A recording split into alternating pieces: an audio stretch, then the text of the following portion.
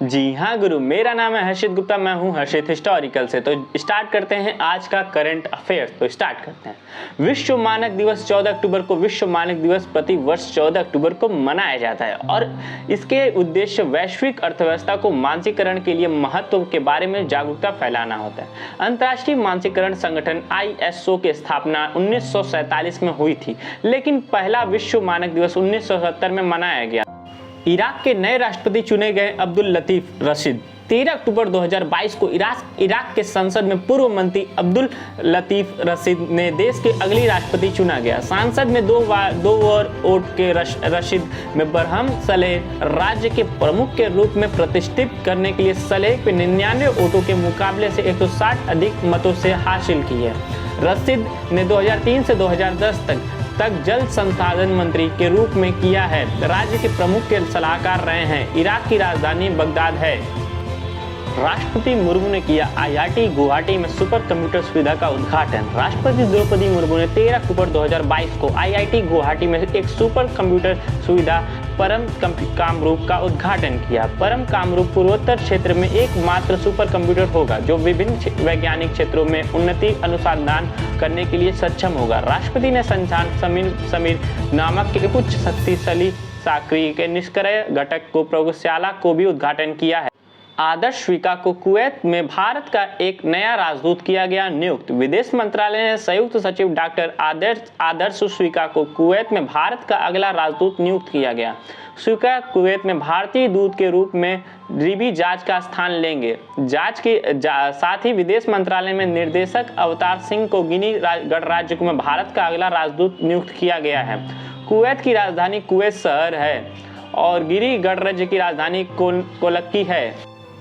असमानता कम करने के लिए भारत के 6 पायदान ऊपर वैश्विक स्तर पर 123वें स्थान पर CRII।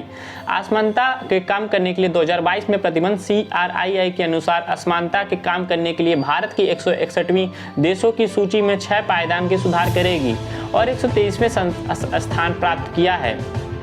कानून मंत्रालय ने अक्टूबर में कानूनी मंत्री वो अखिल भारतीय सम्मेलन करेगा आयोजित। केंद्रीय कानून न्याय मंत्रालय ने 14 से 17 अक्टूबर तक 2022 के गुजरात में एकता नगर कानून मंत्री में कानून सुविधाओं अखिल भारतीय सम्मेलन आयोजित करेगा। यह चर्चा के लिए मंच प्रदान करेगा कि नीति निर्माताओं को समग्र कानूनी प्रणाली के उन्नत करने की मदद करेगा। मुख्य भाषण 15 अक्टूबर को केंद्रीय कानून मंत्री किरण रिजिजू द्वारा किया जाएगा।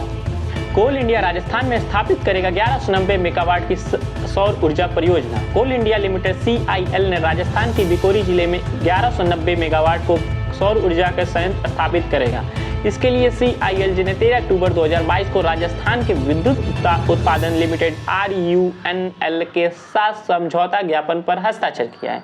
पुगल बिगनौर में RUNL के विकसित किए जा रहे हैं। 2000 मेगावाट में सौर पार्क में सौर संयंत्र स्थापित किया जाएगा। राज्य सरकार ने पार्क को विकसित करने के लिए 4846 हेक्टेयर भूमि का आवंटन किया है। 18 अक्टूबर से गुजरात के गांधीनगर में शुरू होगा का 12वां संस्करण। रक्षा मंत्रालय ने 18 से 22 अक्टूबर 2022 तक गुजरात के गांधीनगर में प्रतिष्ठित द्विवार्षिक रक्षा प्रदर्शन में काम करेगा। 12वें संस्करण का आयोजन करेगा। यह भूमि, वायु, नौसेना और गृह भूमि सुरक्षा प्रणालियों में केंद्रीय होगा। डेवलपर्स के यह संस्करण विशेष रूप में भारतीय कंपनियों के लिए पहला संस्करण होगा। डेवलपर्स 2022 के थीम पार्क और 2 पॉइंट है। जनवरी 2023 में इंदौर में आयोजित होगा 17वां प्रवासी भारतीय दिवस। 17वां प्रवासी भारतीय दिवस PBD सम्मेलन जनवरी 2023 में इंदौर मध्य प्रदेश आयोजित किया जाएगा। प्रवासी भारतीय दिवस हर साल 9 जनवरी को भारत के विकास में प्रवासी भारतीय समुदाय के योगदान के लिए चिन्हित करने के लिए मनाया जाता है। 16वां प्रवासी भारतीय दिवस जनवरी 2019 में वाराणसी उत्तर प्रदेश में आयोजित किया गया था। पहला प्रवासी भारतीय दिवस 2003 में नई दिल्ली में आयोजित किया गया था। World wide fund for nature के बारे में जानें। World wide fund for nature WWF एक अंतर्राष्ट्रीय गैर सरकारी संगठन है। यह वनों की संरक्षण के पर्यावरण मानवीय प्रभाव के कम करने के लिए क्षेत्रों में काम करता है। WWF दुनिया के सबसे पहले संरक्षण संगठन है।